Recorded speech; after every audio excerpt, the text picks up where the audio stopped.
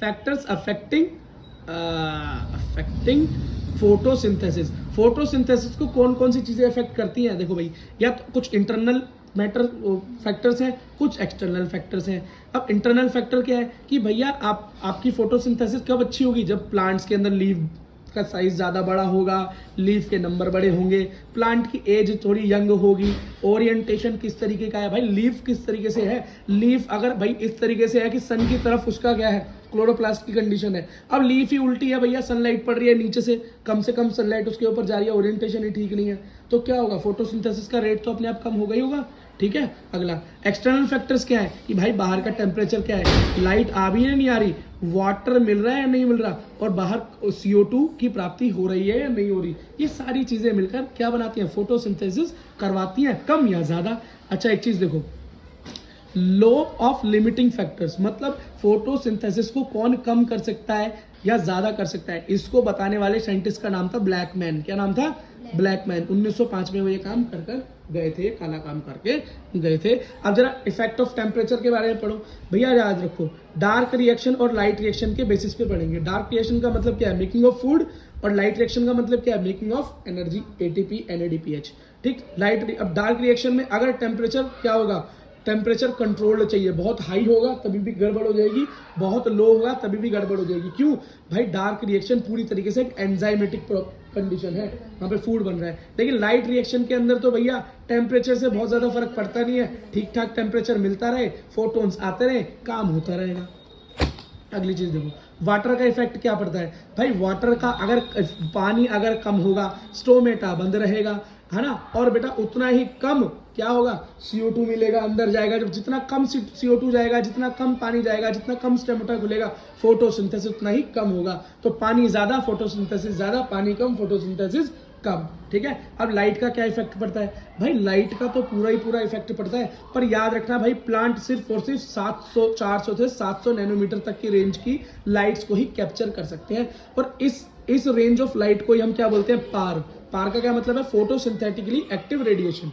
इससे नीचे मिले तब भी फोटोसिंथेसिस नहीं हो सकता, इससे फालतू मिले तभी भी नहीं हो सकता, और इससे ज्यादा मिलेगी तो प्लांट वैसे ही खराब हो जाएगा, जल जाएगा यार। अगर बेटा लाइट की इंटेंसिटी कम है, क्या है? कम है, तो कोई बात नहीं, फोटोसिंथेसिस होता रहेगा, पर रेट जैसे जैसे लाइट बढ़ती रहेगी रेट बढ़ता रहेगा। ठीक है, अगर लाइट की इंटेंसिटी बहुत ज्यादा तेज है तो भाई कितनी भी तेज हो, एक मैक्सिमम वो होती है, मैक्सिमम लिमिट है फोटोसिंथेसिस करने की, वो प्लांट क्या करेगा? प्लांट अचीव कर लेगा, और उसके बाद इंक्रीज होना बंद हो जाएगी। फिर चाहे लाइट की इंटेंसिटी को कितना ही बढ़ा लेना, जो उस प्लांट की औकात है उतना ही फोटोसिंथेसिस वो करेगा। अगर कम दे रहे हो तो कम करेगा, और ज्यादा लाइट दे रहे हो तो सिर्फ उतना ही करेगा जो कि मैक्सिमम कर सकता है। ऐसा नहीं होगा अगर वो फोटोसिंथेसिस करके ATP बना रहा है 10, तो आपने लाइट जला दी वहां पे, उससे कई गुना ज्यादा लाइट जला दी तो 20 ATP बनाने लगेगा। नहीं, उसकी औकात ही 10 ATP बनाने की, मैक्सिमम तो 10 ही बनाएगा, चाहे लाइट को डबल कर देना, चाहे लाइट को ट्रिपल कर देना। ठीक है, अगला फोटोसिंथेसिस का सैचुरेशन। बेटा सैचुरेशन पॉइंट का मतलब क्या होता है? सैचुरेशन पॉइंट का मतलब होता है एक पॉइंट जहां पर आके चीज रुक जाती है, इक्विलिब्रियम हो जाती है, सैचुरेटेड हो जाती है। कार्बन का कोई कंपाउंड है, जुड़ रहा है, मान लो एक सिंगल कार्बन घूम रहा है, कितने हाइड्रोजन से जुड़ सकता है? 4 कार्बन से जुड़ के एक सिंगल कार्बन का, हाइड्रोजन से जुड़ के सिंगल कार्बन का क्या होता है? सैचुरेशन पॉइंट आ जाता है। क्या आ जाता है? सिंगल सैचुरेशन पॉइंट आ जाता है। ठीक है, याद रखना, एट 10% ऑफ फुल सनलाइट की 10% को यूज करते ही फोटोसिंथेसिस का सैचुरेशन आ जाता है। ठीक है बेटा, अच्छा अगर बहुत ज्यादा लाइट बढ़ाओगे तो क्लोरोफिल डिस्ट्रक्ट हो जाएगा, जल जाएगा, खत्म हो जाएगा। अब देखो बेटा effect of CO2 carbon dioxide के इफेक्ट से क्या पड़ता है भाई? तो मेजर लिमिटिंग फैक्टर है फोटोसिंथेसिस का। फोटोसिंथेसिस को रोकने या चलाने का सबसे मेजर फैक्टर अगर किसी को बोलोगे तो आप बोलोगे CO2 की अवेलेबिलिटी या कॉन्सेंट्रेशन ऑफ CO2 का। ये क्वेश्चन बन सकता है आपका। क्या क्वेश्चन बन सकता है? मेजर लिमिटिंग फैक्टर क्या है फोटोसिंथेसिस का? तो ऑप्शन क्या होगा? वाटर होगा, कार्बन डाइऑक्साइड होगा, ऑक्सीजन होगा, सनलाइट होगा। आप कहां पर लगाओगे? CO2। नंबर 1 फैक्टर कौन है? CO2। ठीक, अगला कार्बन डाइऑक्साइड की सैचुरेशन अगर क्या है, क्या होनी चाहिए? 450 लीटर इनवर्स और 360 लीटर इनवर्स होनी चाहिए। C3 के लिए 450 और C4 के लिए 360। ठीक है, current availability of CO2 is limiting to the C3 plant. देखो अब इसने क्या बोला? इसने बोला भैया C3 प्लांट जो है वो CO2 लेता है और कई बार वो CO2 छोड़ने भी लगता है ना, बस। और लेकिन CU4 जो है, C4 पाथवे जो है, कार्बन 4 पाथवे जो है, इसके लिए कार्बन की अवेलेबिलिटी ज़्यादा डिपेंड नहीं रखती। देखो जैसे जैसे कंसंट्रेशन CO2 की बढ़ाओगे फोटोसिंथेसिस बढ़ने लगेगा, ठीक है। लेकिन एक लिमिट होती है भैया फोटोसिंथेसिस करने की हर प्लांट की, उस लिमिट पे आके वो भी रुक जाएगा, है ना। C3 प्लांट्स की बात करें तो जब वो रिस्पॉन्स करता है हाई कंसंट्रेशन ऑफ CO2 पे, कैसे करेगा भैया, CO2 बढ़ाओ, C3 प्लांट्स की बात हो रही है, C4 पे ज़्यादा फर्क पड़ता नहीं।